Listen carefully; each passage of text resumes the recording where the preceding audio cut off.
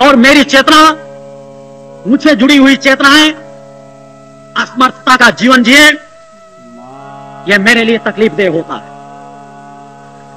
अतः आप यहां उपस्थित हो ही गए हैं, आ ही गए हैं, तो इन 3 दिनों को सार्थक बनाएं।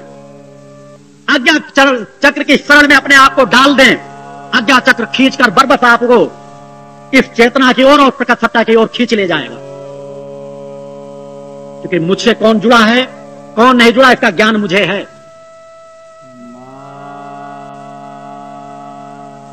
आपको अपने आप को एकाग्र करने की जरूरत है। मैंने कहा है केवल एक जीवन मुझे समर्पित कर दो, अनेकों जीवनों की सुख सुविधाओं से मैं आपको परिपूर्ण कर दूंगा। भगवान की जय। इस पतन के मार्ग पर प्रकट सत्ता ने मुझे भेजा किस लिए है और तुम मुझसे लाभ किस प्रकार का चाहते हो? मेरी सामर्थ्य है कि डॉक्टर जिसे मृत घोषित कर दे मैं उसे जीवन दान दे सकता हूं, किसी की बीमारी को अपने शरीर में ले सकता हूं, किसी की बीमारी किसी शरीर में प्रवेश करा सकता हूं, किसी को कुछ चंद क्षणों में मृत्यु की ओर अग्रसित कर सकता हूं। मेरे लिए सब कुछ संभव है, मगर इसका तात्पर्य नहीं कि मैं जगह जगह चमत्कार करता फिरूं। यही एक योगी की शक्ति होती है, यही एक सामर्थ्य होती है कि उसे कोई झुका नहीं सकता।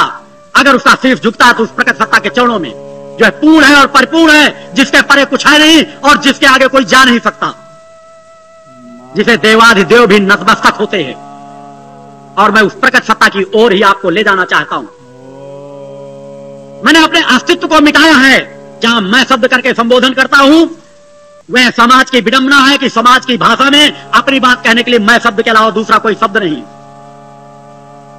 नए लोग भ्रमित हो जाते हैं कि मैं यह अहंकार का शब्द है। हर चीज में 2 स्वरूप समाहित होते हैं, एक तमोगुण और एक सतोगुण।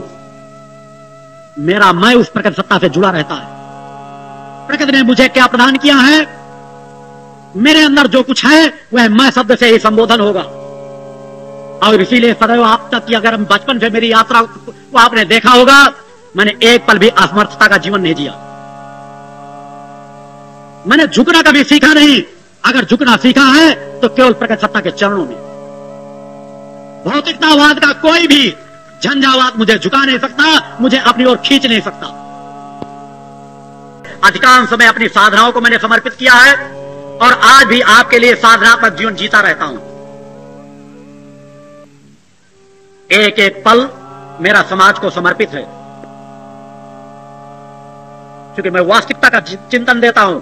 प्रलोभन नहीं देता कि आप तत्काल साल 2 साल में लखपति और करोड़पति बन जाएंगे। आपके जीवन का वह उद्देश्य भी नहीं होना चाहिए। यह अजर अमर अविनाशी शरीर आप लिए हुए हैं। आपका लक्ष्य मूल होना चाहिए, समय कितना लंबा क्यों न लगे।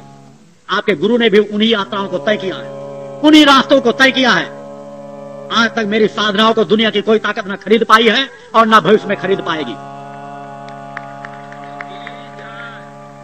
अगर मेरी साधना और समर्पण को, मेरी चेतनाओं को, मेरी तरंगों को आप प्राप्त कर सकते हैं तो उसके लिए आपके पास पूर्ण निष्ठा की भक्ति होनी चाहिए।